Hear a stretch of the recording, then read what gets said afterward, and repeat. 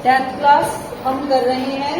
आपका जो half yearly exam चल रहा है उसका क्वेश्चन नंबर 18 का और है, और आपकी न्यू बुक्स में ये एक्सरसाइज 6.3 का क्वेश्चन नंबर 12 है। वेरी इंपॉर्टेंट क्वेश्चन, ठीक है। अब इसमें बेटा क्या है, ये एक टाइप की थ्योरम है। इसमें आपको फिगर दी भी हो सकती है और नहीं भी दी हो सकती। अगर आपको फिगर दी हुई हो तो बहुत बेस्ट है, अगर फिगर नहीं दी होगी तो आपको बनानी होगी फिगर, ठीक है। मैं आपको फिगर भी बताऊंगी इसकी कैसे बनानी है, ठीक है। देखो इसको कैसे करना है। एक त्रिभुज एबीसी की भुजाएं एबी और बीसी तथा माध्यिका एडी, ठीक है। पहले हम इसको समझते हुए इसकी फिगर बना लेते हैं।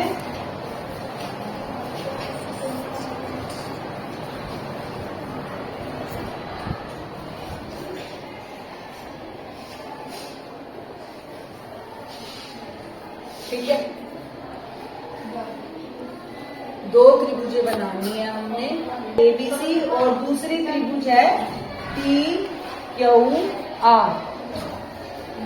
त्रिभुज एबीसी है और त्रिभुज पी क्यू आर है। अब ये क्या कह रहे हैं, ये कह रहे हैं कि एबी और बीसी, एबी और बीसी ये वाली भुजा, ठीक है। और माध्यिका एडी, यानी अब मैं इसकी एक माध्यिका ड्रा करूं। माध्यिका का मतलब समझते हो? माध्यिका का मतलब होता है बेटा जो मध्य बिंदु पर जाके मिले, ठीक है।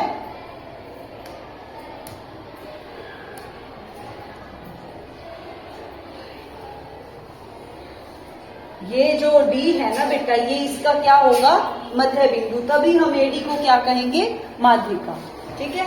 अब ये कह रहे हैं ए बी और बीसी तथा माध्यिका एडी एक अन्य त्रिभुज पी क्यू आर की भुजाओं पी क्यू, ठीक है, और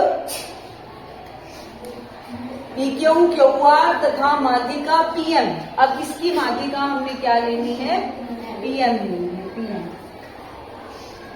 पीएम, ठीक है।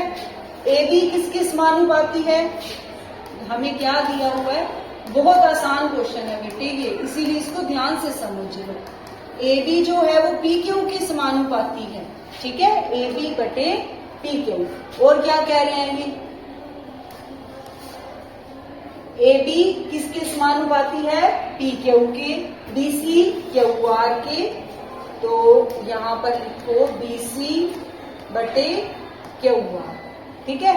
और माध्यिका एडी जो है वो किसके है, पीएम, एडी पीएम, समझ आ गई। ए बी किसके समानुपाती है, पी क्यू के।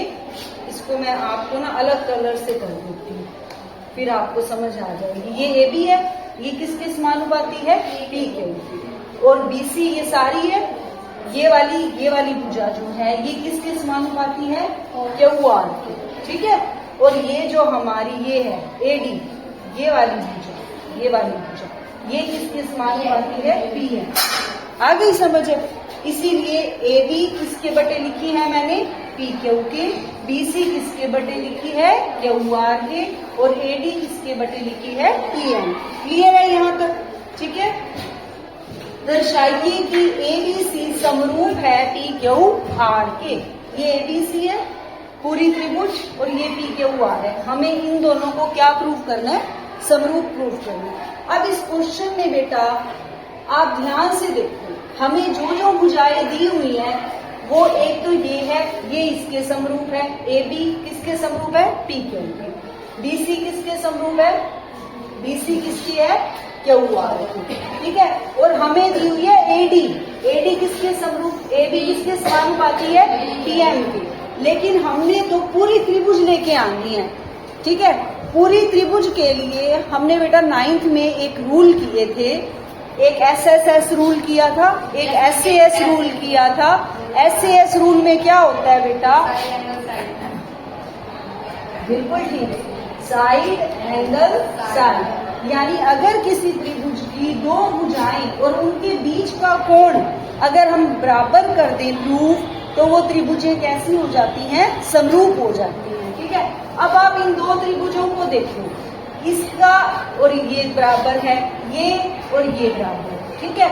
अगर मैं ये वाला एंगल, इस एंगल के बराबर प्रूफ कर दूं तो ये दोनों त्रिभुजें क्या हो जाएंगी, समरूप हो जाएंगी, है ना, आसान है ना। ये तो इसके समानुपाती दे ही रखी है, ये वाली भी इसकी समानुपाती दे ही रखी है, ठीक है। तो अब मुझे ये एंगल कैसे लेके आना है, देखो अब ए बी जो है बेटा, ए बी जो है वो पी क्यू के समानुपाती है, ठीक है। अब बी सी क्या है, ये पूरी भुजा, ये पूरी भुजा इस पूरी भुजा की समानुपाती है, तो इनका अगर मैं आधा आधा कर दूं तो वो भी तो समानुपाती होंगे ना, क्यों, क्योंकि डी मध्य बिंदु है और एम भी क्या है, मध्य बिंदु है। अब मैं इन दोनों का हाफ कर देती हूँ, 1/2 BC बटे 1/2 यू, ठीक है। और ये तो हमें दिया हुआ है AD और PM, ये वाली भुजा तो हमें इसके समानुपाती दे ही रखी है, ठीक है। अब हम क्या करेंगे, देखो AB बटे PQ, अब 1/2 BC का मतलब क्या है, इस भुजा का आधा, इस भुजा का आधा BD हो गया, और इस QR भुजा का आधा QM हो गया, बराबर में AD बटे PM, ठीक है। अब आप इस छोटे वाली त्रिभुज में देखो, इसमें, इस त्रिभुज में और इस वाली त्रिभुज में, ठीक है। ये भुजा इसके समानुपाती हो गई, और ये वाली भुजा, ये वाली भुजा, ये वाली इसके समानुपाती हो गई ना।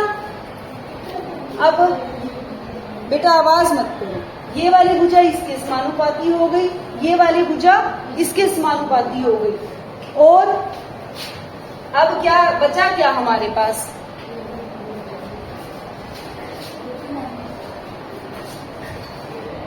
तीसरी भुजा AD और PM, ये वाली भुजा इसके समानुपाती है, ठीक है। अब इसका मतलब ये वाली त्रिभुज इस त्रिभुज के क्या है, समरूप हो गई, ठीक है। अब हम क्या लिखेंगे, हम लिखेंगे एक, इसका क्या मतलब हुआ कि त्रिभुज ABD,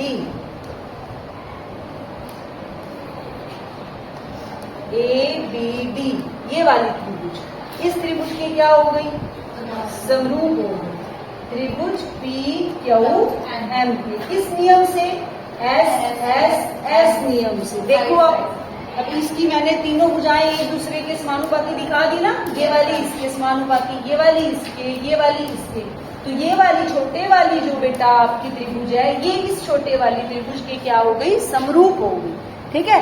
अब अगर ये दोनों त्रिभुजें समरूप है तो इनके कोण भी बराबर हो गए, कोण बराबर हो गए ना। तो इसका क्या मतलब हुआ कि कोण ABD बराबर है किस कोण के, PQM, ठीक है। यहां तक बताओ, किसी को समझ में ना आया, समझ आ गया यहां तक। लेकिन मुझे क्या करना था, मुझे तो ये वाली भुजा इसके है, ये वाली भुजा इसके है, अब ये वाला कोण चाहिए था ना, हो गया। अब ये भुजा भी हो गई, ये भुजा ऑलरेडी है, और ये कोण भी हो गया, तो ये त्रिभुजें क्या हो गई, समरूप। तो अब आप त्रिभुज कौन सी दिखाओगे, अब आप बड़े वाली त्रिभुज लोगे। अब या नाओ त्रिभुज ABC तथा त्रिभुज PQR में,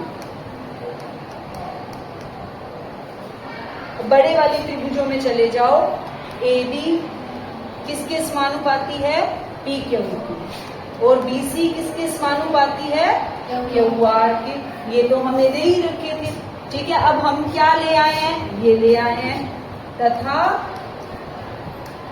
ABD, अब ABD को मैं ABC भी कह सकती हूँ एंगल, क्योंकि बना हुआ तो वो B पर है ना। अब PQM को मैं एंगल PQR भी कह सकती हूँ, एंगल PQR से। अब ये भुजा इस भुजा के समानुपाती, ये भुजा इस भुजा के समानुपाती, और उन दोनों भुजाओं के बीच का कोण भी क्या हो गया, बराबर हो गया। तो कौन सा रूल लग गया यहाँ पर कौन सा रूल लग गया, SAS। अब आप क्या लिखोगे, SAS नियम से त्रिभुज ABC समरूप है त्रिभुज पी क्यू आर के। यहाँ पे कुछ लिख देना। यही प्रूव करना था हमने। समझ आ गई? छोटा सा क्वेश्चन है और बहुत इंपॉर्टेंट क्वेश्चन है, इसको अच्छे से करिए।